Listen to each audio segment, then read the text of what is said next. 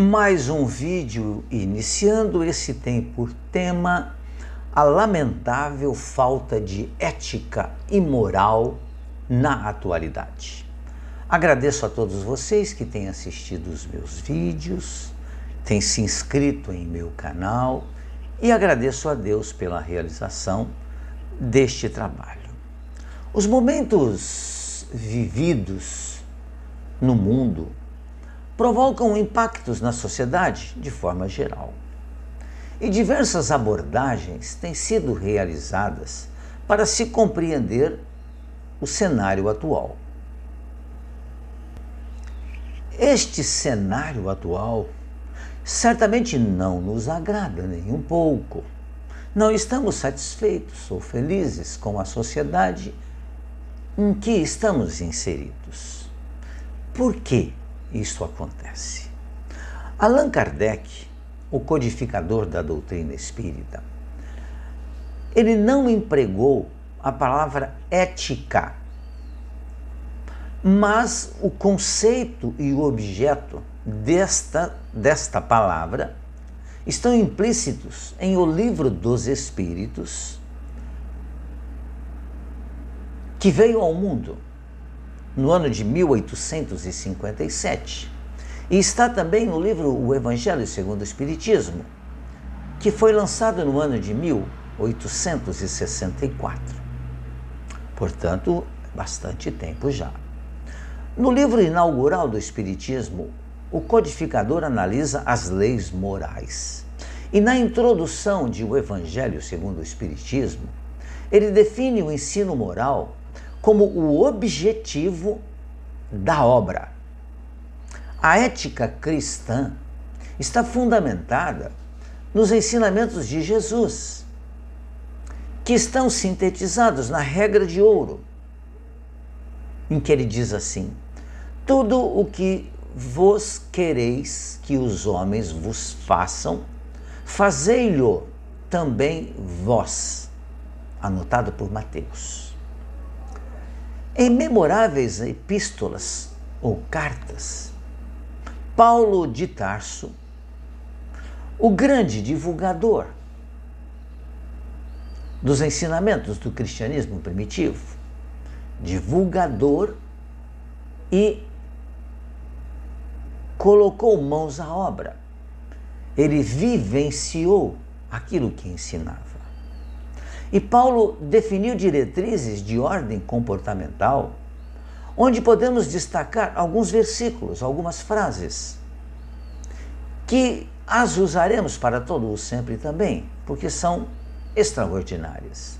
Ele diz: examinai tudo, retenda, porém, somente o bem. Isso ele escreveu aos Tessalonicenses. Diz ele mais: todas as coisas me são lícitas, mas nem todas as coisas convêm. Todas as coisas me são lícitas, nem todas as coisas edificam. Isso ele escreveu aos coríntios, moradores da cidade de Corinto. Mais ainda, escrevendo aos romanos, Paulo disse: não te deixes vencer pelo mal, mas vença o mal com o bem. Em O Livro dos Espíritos, também existem várias abordagens referentes à moral. Por exemplo, ali Kardec coloca assim, que a moral é a regra de bem proceder, isso é, de distinguir o bem do mal. Isso funda-se na observância da lei de Deus. O ser humano procede bem quando tudo faz pelo bem de todos, porque então cumpre a lei de Deus. O bem, prossegue Kardec, o bem é tudo o que é conforme a lei de Deus. O mal é tudo o que lhe é contrário. Assim, fazer o bem é proceder de acordo com a lei de Deus.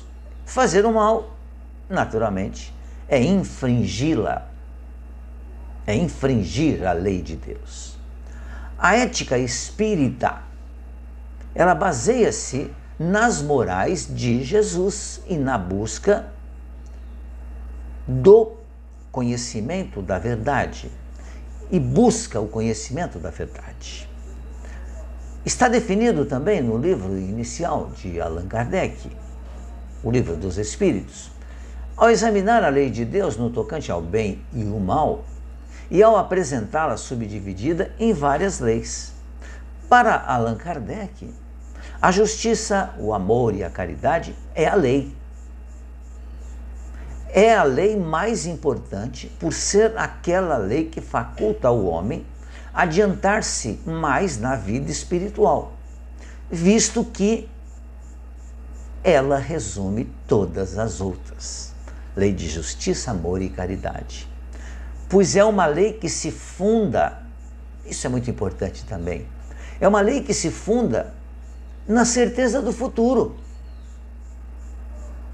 Porque nem sempre a justiça se fará nesse momento. Nem sempre o amor eu colherei agora. Nem sempre a caridade também. Isso pode ser colhido mais para frente. Os valores espirituais e afetivos não podem ser subjugados por valores cognitivos e imediatistas.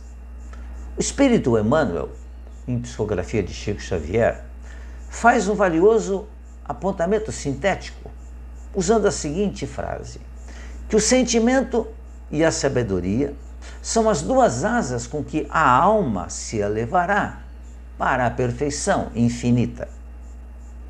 Então precisamos de sentimento e precisamos de sabedoria também.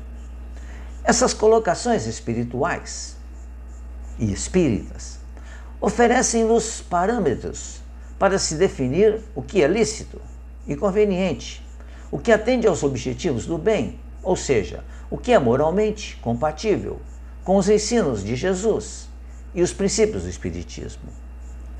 Nem precisaríamos estar falando sobre isso, porque raramente encontraremos alguém que não saiba isso, que já não tem esse conhecimento, que é necessário fazer as coisas que estão dentro da lei. Mas é sempre bom a gente repetir novamente. A enfermidade ética e moral tem raízes desde a base da sociedade e, portanto, repercutem em várias instâncias das nações. Aqueles que nos representam politicamente são saídos do povo, das várias instâncias da sociedade. E se não têm valores éticos e morais, ao serem alçados à condição de alguém que irá nos representar, ele não terá esses valores com ele. E, portanto, no exercício das suas funções, não usará nem ética e nem moral. E nós sofreremos as consequências disso. Por isso, necessário que nós, ao analisarmos um candidato, no caso, a um cargo público, político, temos que naturalmente verificar a sua postura ética e moral. Nem sempre é possível fazer isso, mas nos esforcemos para isso. Hoje nós temos essa ferramenta fantástica que é a internet, onde podemos pesquisar sobre a vida das pessoas. Então, aquele postulante a um cargo importante que vai mexer conosco e com a sociedade, ele precisa ser uma pessoa que tenha ética e que tenha moral também. Para concluir, lembremos que as obras básicas da doutrina espírita, codificadas por Allan Kardec, em vários trechos comentam a causa principal dos distúrbios éticos morais, que pode ser resumida com a seguinte frase: o egoísmo, chaga da humanidade, tem que desaparecer da Terra, a cujo progresso moral obsta. Ou seja, O egoísmo, uma chaga da humanidade, precisa desaparecer, porque ele dificulta, coloca obstáculos para o progresso. Lembrando mais uma vez de Paulo de Tarso, com seus marcantes registros, ele anota a situação, anotando, observando aquilo que ele nos disse. Pode-se dizer de muitos que adotam princípios éticos morais no contexto do nosso mundo e deixa claro que a consciência tranquila e o dever cumprido são sempre e sempre serão as melhores recompensas espirituais. Paulo de Tarso foi, enquanto encarnado aqui, enquanto grande divulgador dos ensinamentos de Jesus, que ele vivenciou também, ele foi uma criatura com ética, com moral, com amor, e que superou todos os obstáculos que encontrou pela frente, sem em nenhum momento esquecer-se da ética e da moral ensinada por Jesus. Pensemos nisso, reflitamos sobre isso e lutemos para que a lamentável falta de ética e moral não seja nossa companheira. Não seja nossa companheira.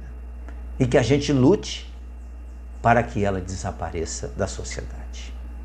Reflitamos sobre esse tema, sobre esse título. Mais uma vez agradeço muito a sua atenção. Fique bem, fique em paz.